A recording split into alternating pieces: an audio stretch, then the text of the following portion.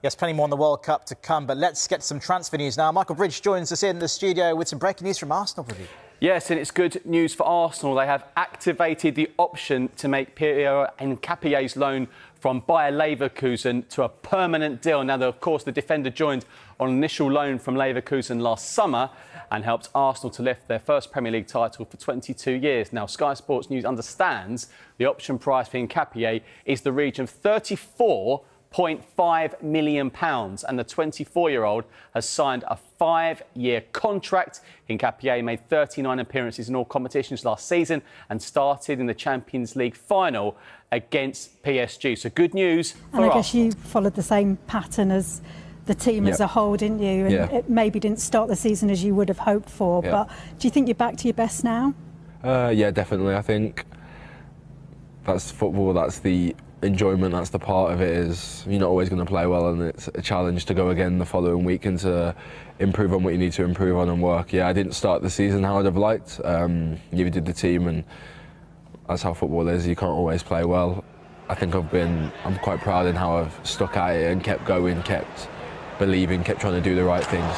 Although it hasn't quite always worked, I can live with always making sure I give my all and try my best, and that's what I try to do. And yeah, lately I think I've been back to some of my best, feeling more comfortable, feeling more confident. But that's the same with the team. I think players tend to go with how the team is playing. It's not a one-man team. It's not an individual sport. It's a team sport, and the vibe, the feeling's much better, and the confidence is starting to come back, and the belief, and that comes with results and performances. So it all works in kind of like a washing machine. If everyone's working together, let's talk also about wingers, guys. Wingers, because the questions are again on Morgan Rogers. I keep mentioning Morgan Rogers as the number 1, 2 and 3 target for Arsenal. They want to go for him. They made very good progress on player side, so Arsenal are working hard on a deal to sign Morgan Rogers from Aston Villa. They are in conversations, they are in negotiations, the deal is absolutely on. So Morgan Rogers to Arsenal is a really concrete story on player side. Then there is the club-to-club side, and obviously it's going to take some time before we know how the negotiations will progress, how much Arsenal will offer, how much Aston Villa want. It's still early stages between clubs, but it's advancing on player side, there is no doubt. He's the player wanted by Mikel Arteta. He's the player seen as the top target, so they are ready to make a big investment on Morgan Rogers. The player is also very tempted about this possibility to go to Arsenal.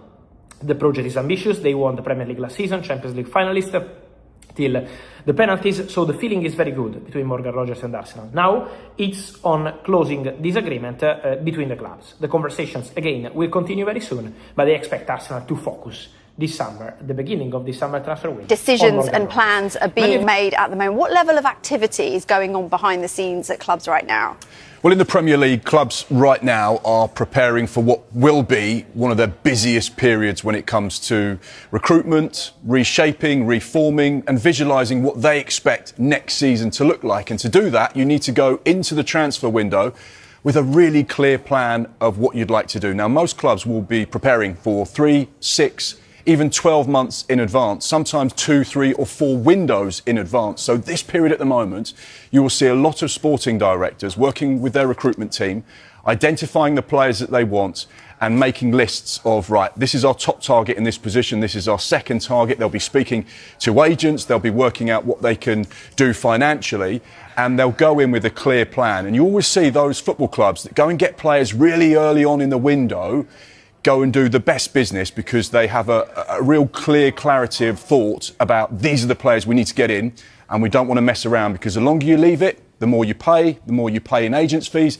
and you run the risk of losing those top targets. Now, this summer is crucial because we have something right in the middle of the transfer window called the World Cup. Now, there will be a number of World Cup national team managers that will say to their players, probably in this camp that they're currently in, I don't want any personal business being done during the summer. You sort your move out before you link up with the camp or after, not during, because I need your focus on being at the World Cup. And you've also seen it in the past where players go to the World Cup, they score 2 or 3 goals in the group stage, announce themselves to the world, and guess what the selling club says? price has gone up. You've just seen what he's done at the World Cup. So therefore, if you get that business done nice and early, then you don't have to worry about any of those possible things that could actually affect any deal that happens.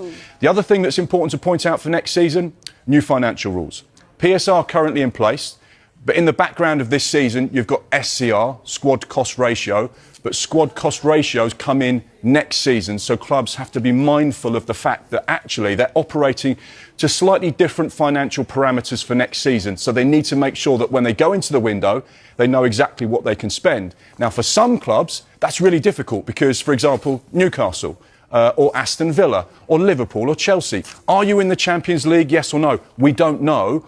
But getting into the Champions League is worth a minimum of £18 million. So therefore, that could quite substantially affect their budget, and it will also affect the players that they can try and attract, because some players will say, look, I'd love to go to you, Chelsea, but you've missed out on Champions League football. I'd love to go to you, Newcastle, but you've missed out. So actually, I'd rather go to a team that's playing in the Champions League. So all these factors are going on in the background at the moment, which affects what will happen in the summer. But sporting directors right now have to take everything into consideration, and these are all the conversations, the things they'll be saying, right, this is what's going to affect what we can do.